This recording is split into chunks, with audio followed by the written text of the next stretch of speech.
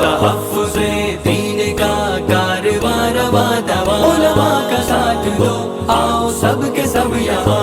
علماء کا ساتھ دو آؤ سب کے سب یہاں۔ بسم اللہ الرحمن الرحیم، نحمدہ ونصلی علی رسولہ الکریم، اما بعد،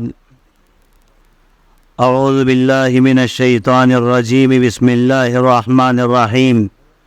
ما كان محمد ابا احد من رجالکم ولکن رسول اللہ وخاتم النبیین۔ وعن انس بن مالک رضی اللہ عنہ قال قال رسول اللہ صلی اللہ علیہ وسلم یأتی علی الناس زمان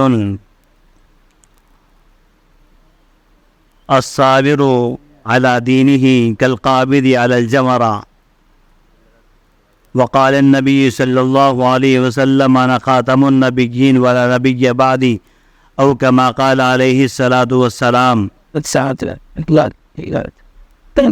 ضلع مہاراشٹر سے، ریاست مہاراشٹر سے اور پوست کے علاقے میں کام کرنے والے اور یہاں کے علماء، حفاظ، ائمہ مساجد، معززین شہر، میں سب کو مبارکباد پیش کرتا ہوں کہ ایک عظیم خدمت کو انجام دینے کے سلسلے میں اور تحفظ ختم نبوت کے کام کو آگے بڑھانے کی فکر اور جد و جہد کو ترقی دینے کے ارادے سے اور ان فکروں کو اپنی زندگی میں منتقل کرنے کے ارادے سے ہمارا یہ اجتماع ہوا ہے۔ میں مختصر سی بات کر کے اپنی جگہ لیتا ہوں، اس لیے کہ اور بھی بہت سارے علماء اکرام دور دراز کے علاقے سے ایک لمبا اور چوڑا سفر طے کرتے ہوئے تشریف لائے ہیں۔ ہر ایک کے جو ہے تبصروں سے اور ان کے خیالات سے استفادہ کرنا ہے اور ان کے مفید مشوروں سے ہم سب کو فائدہ اٹھانا ہے، تفصیل کا موقع نہیں۔ عزیزان محترم، سب سے پہلے میں ہمارے علاقے پوست سے تعلق رکھنے والے محترم جناب فضل متین صاحب مدثرہ العالی کو مبارکباد پیش کرتا ہوں کہ انہوں نے مختلف علاقوں کے علماء اکرام کو جو اس سلسلے میں کام کر رہے ہیں ان کے تجربات سے استفادہ کرتے ہوئے اپنے علاقے میں کام کرنے کی ہمت کی ہے اور اس سلسلے میں جو ہے جد و جہد کر رہے ہیں۔ اللہ تبارک و تعالیٰ ان کی کاوشوں کو اور ان کی کوششوں کو اور ان کی قربانی کو بے انتہا قبول فرمائے اور اس علاقے کے اندر اللہ تبارک و تعالیٰ دین کی فضاؤں کو عام فرمائے، ان کی محنتوں کو قبول فرمائے۔ عزیزان محترم، اسلام ایک برستا ہوا بادل ہے جس نے دنیا کے ذرے ذرے کو سرسبز و شاداب کیا ہے، غمگین دلوں کو بلند حوصلے دیے ہیں، امن و آشتی کا پیغام دیا، انسانیت کو جینے کا سلیقہ اور رہنے سہنے کے اصول بتائے، اور اللہ تبارک و تعالیٰ نے انسانیت کو دنیا میں اپنی بندگی اور عبادت کے لیے پیدا فرمایا ہے اور اسی بندگی کو عام کرنے کے لیے حضرات انبیاء علیہ السلام کو اس دنیا میں بھیجا، جو طریقے بندگی اور طریقے عبودیت سکھانے کے لیے ہمارے درمیان تشریف لائے۔ اللہ تبارک و تعالیٰ نے حضرت آدم علیہ السلام سے لے کر میرے اور آپ کے آقا سرور کائنات فخر موجودات محمد عربی آقا مدنی جناب رسول اللہ صلی اللہ علیہ وسلم کو اس دنیا میں بھیجا اور انہوں نے انسانیت کو یہ بات سمجھائی اور یہ بتایا کہ اللہ کا جب تک عقیدہ دل میں نہیں آئے گا، اللہ کی وحدانیت کا اعتراف اور اقرار نہیں کرو گی اور اس کا اظہار نہیں کرو گے، اس سے پہلے تمہاری زندگی کے اپنے مسائل حل ہونے والے نہیں ہیں۔ اور ہم کو اللہ تبارک و تعالیٰ نے اپنا پیغمبر اور قاصد بنا کے بھیجا ہے۔ ہماری نبوت اور رسالت کو مانے بغیر تمہارا ایمان کامل ہونے والا نہیں ہے۔ ہر نبی اپنے زمانے کے اعتبار سے دنیا میں تشریف لائے، انہوں نے توحید کی بھی دعوت دی ہے اور اپنی نبوت اور رسالت کو عام کرنے کی بھی فکریں فرمائی ہیں۔ اسی سلسلۃ الذہب میں محمد رسول اللہ صلی اللہ علیہ وسلم آخری نبی ہیں، آپ کے بعد کوئی نبی اس دنیا میں آنے والا نہیں ہے۔ اللہ کے نبی علیہ السلام نے جیسے اور عقیدے امت کو سمجھائے اور یہ بتایا کہ جیسے جنت کا ماننا ضروری ہے، دوزخ کا ماننا ضروری ہے، اللہ کی وحدانیت کا اعتراف کیے بغیر تمہاری زندگی کا مسئلہ حل ہونے والا نہیں ہے۔ یوم آخرت کا ماننا، فرشتوں پہ ایمان لانا، کتابوں کو ماننا ضروری، اسی طرح ختم نبوت کا اعتقاد رکھنا اور اپنی زندگی کا اس کو دستور بنانا اور اپنا محبوب ترین مشغلہ بنانا، اس کی ذمہ داری بھی اللہ کے نبی صلی اللہ علیہ وسلم نے امت کے افراد کو بتائی ہے اور حضرات صحابہ کو اس کی یہ باتیں سکھائی۔ تو میرے بھائیوں، جیسے اللہ تبارک و تعالیٰ کی ذات پہ ایمان لانا اور اللہ کے نبی کی نبوت اور رسالت کو ماننا ضروری ہے، اسی طرح عقیدہ ختم نبوت پر ایمان لائے بغیر ہمارا ایمان کامل ہونے والا نہیں ہے، مکمل ہونے والا نہیں ہے۔ اس کے لیے اللہ کے نبی علیہ السلام نے امت کو بتایا اور سمجھایا کہ انا خاتم النبیین لا نبی بعدی، کہ میں سلسلے رسالت کو ختم کرنے والا ہوں اور میرے بعد دنیا میں کوئی نبی آنے والا نہیں ہے۔ جیسے اللہ تبارک و تعالیٰ نے مجھے آخری نبی اور رسول بنایا ہے، اسی طرح میری شریعت بھی آخری شریعت پہ، اس کے بعد کوئی شریعت دنیا میں زندہ ہونے والی نہیں ہے۔ یہاں تک کہ جناب رسول اللہ صلی اللہ علیہ وسلم نے اس ایک موقع پہ فرمایا کہ اگر حضرت موسیٰ علیہ السلام بھی اس دنیا میں زندہ رہیں تو ان کو میری نبوت کو مانے بغیر اور میری شریعت پر ایمان لائے بغیر ان کی زندگی کا مسئلہ بھی حل ہونے والا نہیں ہے۔ یہاں تک کہ اللہ کے نبی علیہ السلام نے یہ بھی بتایا کہ آخر میں حضرت عیسیٰ علیہ السلام جو دنیا میں تشریف لائیں گے، وہ نبی بن کے آنے والے نہیں ہیں بلکہ امتی بن کے آنے والے ہیں، آپ کی شریعت کو ماننے والے ہوں گے اور عقیدہ ختم نبوت کے مطابق زندگی گزارنے والے ہوں گے۔ تو میرے بھائی، جب اللہ کے نبی صلی اللہ علیہ وسلم نے اس سلسلے میں وضاحت فرما دی ہے اور اس کی یقین دہانی فرما دی ہے کہ جو عقیدہ ختم نبوت کو مانے گا اس کی زندگی کا مسئلہ حل ہوگا، اور اگر وہ عقیدہ ختم نبوت کو نہیں مانے گا، چاہے نماز پڑھنے والا ہو، روزہ رکھنے والا ہو، زکوٰۃ دینے والا ہو، حج پہ حج کرنے والا ہو، تسبیحات کا اہتمام کرنے والا ہو، رات میں تہجد کے ذریعے سے اپنے زندگی کے مسائل کو حل کرنے کی کوشش کرنے والا ہو، لیکن عقیدے میں بگاڑ ہے، ایمان کے اندر کمزوری ہے اور عقیدہ ختم نبوت کو وہ ماننے والا نہیں ہے، تسلیم کرنے والا نہیں ہے، تو نہ تو اس کی نمازیں کام آنے والی ہیں، نہ اس کے روزے کام آنے والے ہیں، نہ اس کی تہجد کام آنے والی ہے، نہ اس کی ذکر و تلاوت کام آنے والی ہے۔ آج کے زمانے میں ہم یہ سمجھتے ہیں کہ مرتد ہو جانا اور اسلام سے پھر جانے کا مطلب یہ ہے کہ ایمان کو چھوڑ کر کفر کو اختیار کر لیا جائے، دائرے اسلام سے اپنی زندگی کو نکال کر دائرے کفر میں داخل کر لیا جائے، تو اسی کو ہم ایمان سے ہم ارتداد سمجھتے ہیں۔ حالانکہ مرتد ہونے کے لیے ضروری نہیں ہے کہ ایک آدمی جو دائرے اسلام سے بظاہر اپنے ناموں کو حذف کر دے، اپنے وضاقتہ کو تبدیل کر دے، اپنے چہرے سے داڑھی کو ہٹا دے، اپنے سر سے ٹوپی کو ہٹا دے اور اپنے جو اسلامی لباس کو ختم کر کے اپنے جو ہے چہرے پہ غیروں کے طریقوں کو سجا لیں، وہ بٹو لگانے والا ہو، بندیا لگانے والا ہو، دھوتی استعمال کرنے والا ہو، غیروں کے رسوم و رواج کو اپنانے والا ہو، یہ چیزوں کا انجام دینا ضروری نہیں ہے۔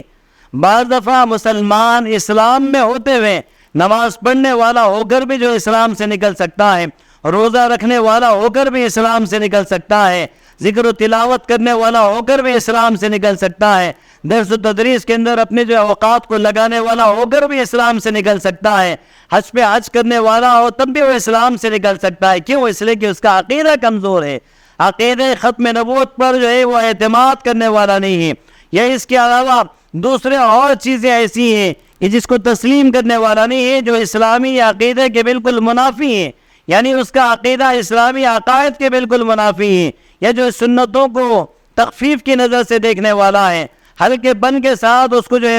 اس کو دیکھنے والا ہے، یا جو ہے اسلام کے اندر بہت ساری چیزیں ایسی ہیں کہ جس کو عادلانہ طور پر اللہ اس کے رسول صلی اللہ علیہ وسلم نے امت کے حوالے فرمائی ہے، لیکن اس میں کجی نکالنے والا ہے یا تنقیص اس کے اندر جو پیدا کرنے والا ہے، تو فرمایا کہ اس کی نمازیں، اس کے روزے، اس کی زکوٰۃ، اس کا حج اس کو جو ہے کبھی بھی جو ہے جہنم کے عذاب سے بچا نہیں سکتے ہیں۔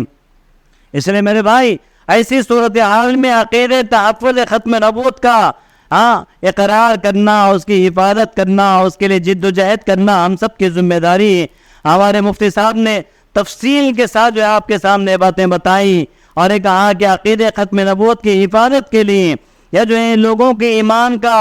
کو بچانے کے لیے ہم کس طریقے سے محنت کر سکتے ہیں، چاہے اسکولوں میں دوروں کے ذریعے سے ہو یا مکاتب کے قیام کے ذریعے سے ہو، یا اس کے علاوہ جو ہے لوگوں سے ملاقات کر کے دیہاتوں میں جانا، قریہ قریہ پھرنا اور ان کی ذہن سازی کرنا اور ان لوگوں کو جو اسلام سے مربوط کرنے اور عقائد کی باتوں کو ان کے سامنے رکھنے کے نتیجے میں کچھ حد تک جو ہے اس پہ قابو پایا جا سکتا ہے۔ اس سلسلے میں جو مفید مشورے دیے گئے اور بھی ہمارے علماء کے ذریعے سے جو مشورے دیے جانے والے ہیں ان سب پر عمل کرتے ہوئے ہم سب کو آگے بڑھنا ہے۔ اس لیے کہ جب آدمی اللہ کی ذات پہ اعتماد اور بھروسہ کرتے ہوئے آگے بڑھتا ہے کام کرنے کے لیے تو اللہ کی مددیں اور نصرتیں اس کے ساتھ شامل حال ہو جاتی ہیں۔ اس لیے میرے بھائی، اللہ اس کے رسول صلی اللہ علیہ وسلم کے اس عظیم کام کو انجام دینے کے لیے ہم سب کو کمر بستہ ہو جانا چاہیے۔ ہمارے جو یہ وارثین انبیاء حضرات علماء کرام جو فکریں کر رہے ہیں، ہمیں ان کا معاون بننا ہے، ان کا ساتھ دینا ہے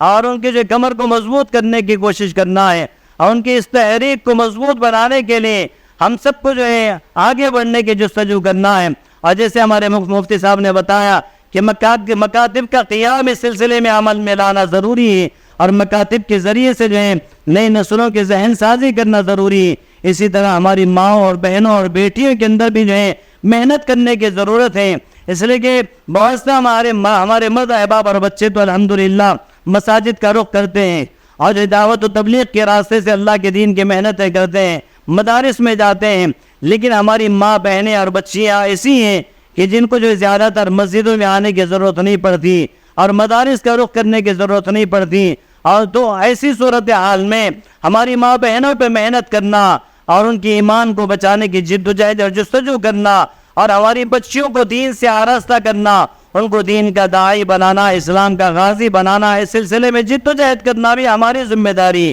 اس لیے کہ عورت کا بناؤ معاشرے کا بناؤ ہے اور عورت کا بگاڑ معاشرے کا بگاڑ ہے۔ اگر عورت بن جاتی ہے تو معاشرہ بن جاتا ہے، اگر عورت بگڑ جاتی ہے تو پورا گھرانہ میں تبدیل ہو جاتا ہے۔ اسلام کی تاریخ آپ کے سامنے ہے، حضرات علماء بیٹھے ہوئے ہیں، بتانے کی ضرورت نہیں کہ جب عورت کھڑی ہو جاتی ہے تو پورا گھرانہ کھڑا ہو جاتا ہے۔ جو عورتیں جو دیندار بن گئی، ان کا عقیدہ اچھا رہا اور وہ جو اسلام کی داعی بن گئی اور دین کی جو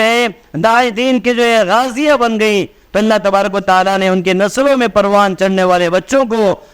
اسلام کا محافظ بنایا ہے، دین کا سچا داعی بنایا ہے اور بڑے بڑے علماء اور حفاظ ان کے نسلوں کے اندر ان کی گودوں میں پروان چڑھے ہیں۔ اس لیے میرے بھائیوں، جیسے ہمارے بچوں پہ محنت کرنے کی ضرورت ہے، اسی طرح ہمارے بچیوں پہ، ہمارے عورتوں پہ بھی محنت کرنے کی ضرورت ہے کہ ان کا عقیدہ بھی صحیح ہو جائے، ان کو بھی جو ہے تحفظ ختم نبوت کے سلسلے میں بیدار کیا جائے اور عقیدہ ختم نبوت سے ان کو آگاہ کروایا جائے۔ اس سلسلے میں مراکز نسواں قائم کرنے کی ضرورت ہے۔ اگر مدارس میں ان کا داخلہ ہو جاتا ہے، بچیاں آ جاتی ہیں تو بہت اچھی بات ہے، لیکن ہمارے بہت ساری مائیں اور بہنیں وہ ہوتی ہیں کہ جو مدرسے میں تعلیم حاصل کرنے کے لیے وقت نہیں نکال پاتی، ان کے لیے اتنا وقت درکار نہیں ہوتا کہ جس کے نتیجے میں وہ مدرسہ حاضر ہو سکے۔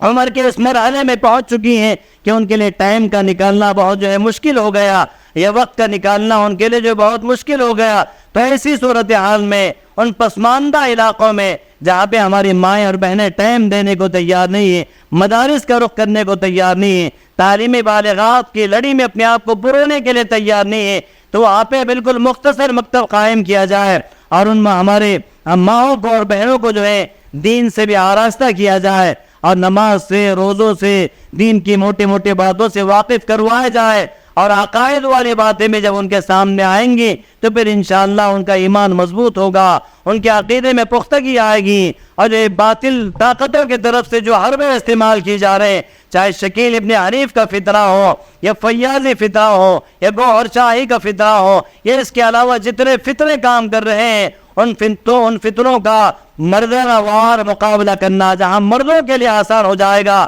ہماری ماں اور بہنوں کے لیے بھی آسان ہوگا۔ یہ وقت کی ضرورت ہے۔ ہماری کتنی مائیں اور بہنیں، کتنی بچیاں جو ہیں اسلام سے ناواقف ہونے کے نتیجے میں، عقیدہ ختم نبوت سے ناواقف ہونے کے نتیجے میں غیر شعوری طور پہ جو دائرہ اسلام سے خارج ہوتی جا رہی ہیں، ان کو اس کا شعور بھی نہیں ہے، احساس بھی نہیں ہے۔ اس لیے آج سے کئی سال پہلے ہمارے محترم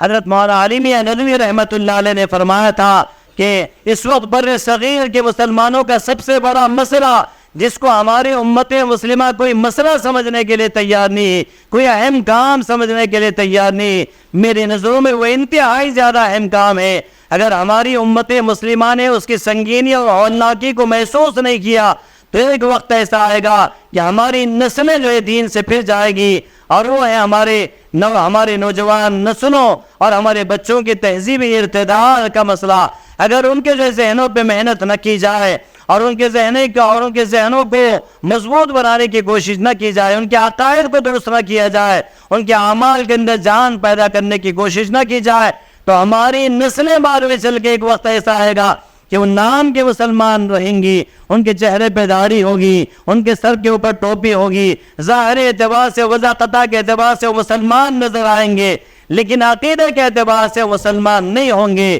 اس لیے میرے بھائیوں، اس کی سنگینی کو محسوس کرتے ہوئے اپنے علاقے کے اندر محنت کرنے کی ضرورت ہے۔ وقت کافی طویل ہو چکا ہے، ہمارے اور بھی علماء کرام کے جو ہے ارشادات سے ہم سب کو مستفید ہونا ہے، اور ان کے جو ہے خیالات سے ہم سب کو استفادہ کرنا ہے، ان کے مفید مشوروں سے فائدہ اٹھانا ہے۔ اللہ تبارک و تعالیٰ سے دعا ہے کہ اللہ تبارک و تعالیٰ ہم سب کو جو ہے موت کے آخری سانس تک جو ہے تحفظ ختم نبوت کی محنتوں میں لگے رہنے کی توفیق عطا فرمائے۔ اور جی ہمارے اس علاقے کے اندر جو علماء بڑھ چڑھ کے حصہ لے رہے ہیں، کام کرنے کی فکروں اور جو ہے عزائم کو لے کے آگے بڑھ رہے ہیں، اللہ ان کی ارادوں کو پائے تکمیل تک پہنچا دے، ہمت اور ان کے حوصلوں کو بڑھا دے، خزانے غیب سے اللہ ان کے ضروریات کا تکفل فرما دے، ان کے مدد اور نصرتوں کا اللہ پاک انتظام فرما دے۔ وآخر دعوانا الحمدللہ رب العالمین۔ G S herbal wholesale ayurvedic ادویات کا قابل اعتماد مرکز۔ تجارت کے خواہش مند حضرات کو ہم مکمل ٹریننگ دیتے ہیں۔ ہمارے ساتھ تجارت کر کے بھرپور پیسہ کمائیں۔ علماء کرام، حفاظ، ڈاکٹرز اور میڈیکل والوں کے لیے خصوصی رعایت۔ تفصیلات کے لیے ابھی رابطہ کریں۔ قاسمی حج عمرہ ٹورز اینڈ ٹریولز، حج عمرہ اور دیگر مقدس مقامات کی زیارت کا بھروسے مند مرکز۔ حج عمرہ جانے کے خواہش مند حضرات اسکرین پر دیے گئے نمبرات پر کال کریں۔